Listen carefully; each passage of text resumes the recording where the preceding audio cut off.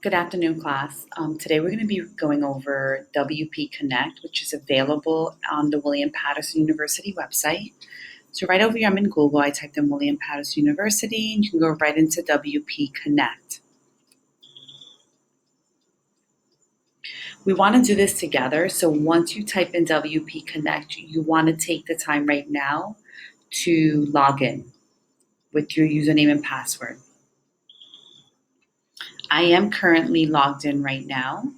I just want to go over a few things on here that are really important and essential. You might have gone over a few of these already. You might have actually had a class on this, but we're just going to review it again. Right over here on top links, these are probably the ones that are visited most. So we have academic calendar.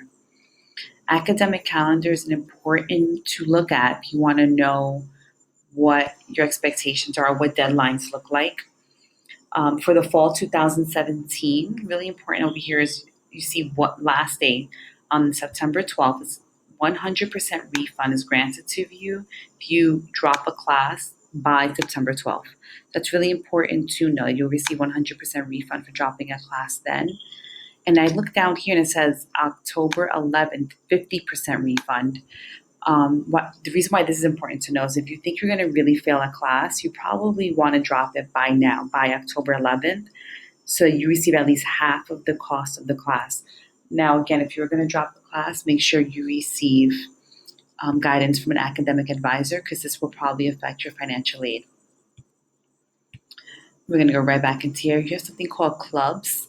Really important to as well because as I'm always emphasizing, it's great to join a club or organization while at William Patterson University. Remember we talked about branding yourself and just making sure you get out there and you talk to people and you network. We'll wait for this to pop up. This popped up before too. I think it's the wrong site. Maybe I was on the wrong site. We'll come back to that, but clubs and organizations is something that's really important. Let me see, actually, I have it open somewhere. No, I don't. Okay.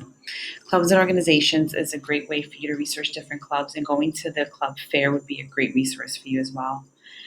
We're going to continue to scroll down here. Registration timetable. Registration timetable tells you when you're actually able to register for classes.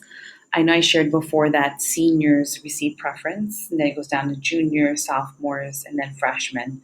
So this year, I know EOF has registered you for your classes, but by the spring 2018 semester, they will not. They will give you advice in terms of what classes you should take. So here it tells you when you can actually register. Now, why is that important? Because if you notice, seniors register April 6th, so they will be allowed to have the ideal schedule with the ideal professors. Registration for freshmen, it's between the 19th and the 20th. So what you might have created as an ideal schedule will look different. So you want to make sure to really pay close attention to this and know that sometimes what you might see as an ideal schedule may not happen. Okay. Official transcripts requests are really important as well. If you need to just have an official transcript for whatever reason, maybe for a job or for if you're transferring to another school, just for you to have for any other purposes. You also have student services sites. There's a bunch of great sites on here as well. What I'm going to do is I'm going to scroll up to the top and we're going to go to something called students.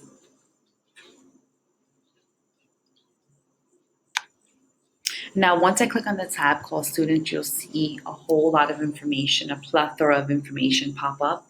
And on here, there's a lot of great resources for you, from seeing what classes are available to what is your schedule, academic schedule look like, what is your financial aid information, how to sign up for a club organization, just anything you can possibly think of is available for you here.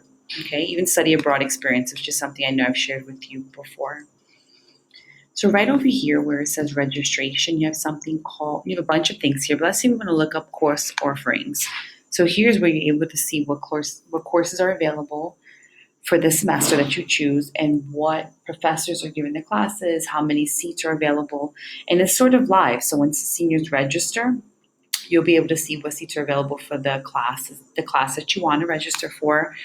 And once juniors and sophomores register, you also have that option. So let's say for fall 2017, I'm going to click on submit.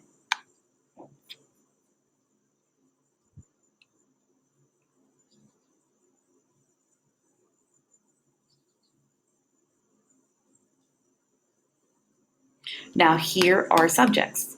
So we can actually scroll down and we'll see a bunch of different subjects pop up. Let's say, for example, we want to see, oh, I apologize, an education class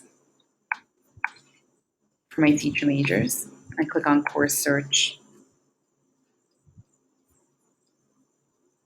Now, what should be popping up are a list of the different courses available in fall 2017 related to education.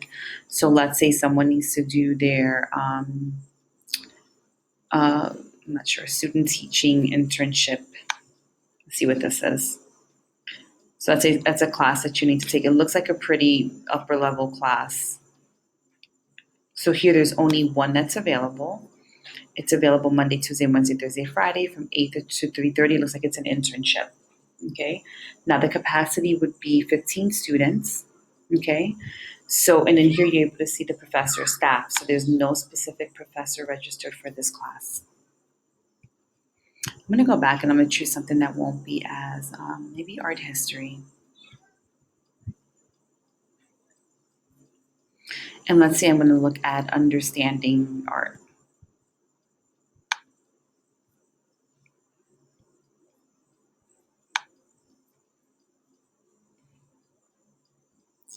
Now, when I scroll down here, I'm able to see where the class is located. So right here, this class is closed, which it should be because a lot of people are registered for their fall classes.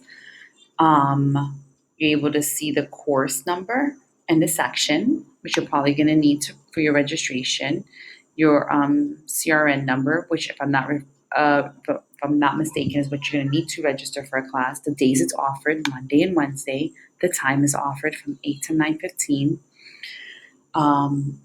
This is actually right here. I think it's capped. If you place your mouse over it, the actual amount of students in the class, I think, are 32. Here's your professor, your instructor. You can be asked to be placed on a waiting list. So we actually have waiting lists you can ask to be placed on. The dates that it's offered are right over here because sometimes you have classes that are only offered for half the semester and where the class is located and the books if you need to know what book is available for that class. So as you're registering, this is really great to know because if you're not a morning person, obviously you may want to register for a 9:30 or an 11 o'clock class. Or if there's a specific professor you want, those classes may fill up quickly as well. So this is a great reference to refer to know that when that time comes, right, 2 days before you need to register, you can constantly go online or the day before and see what classes are still available.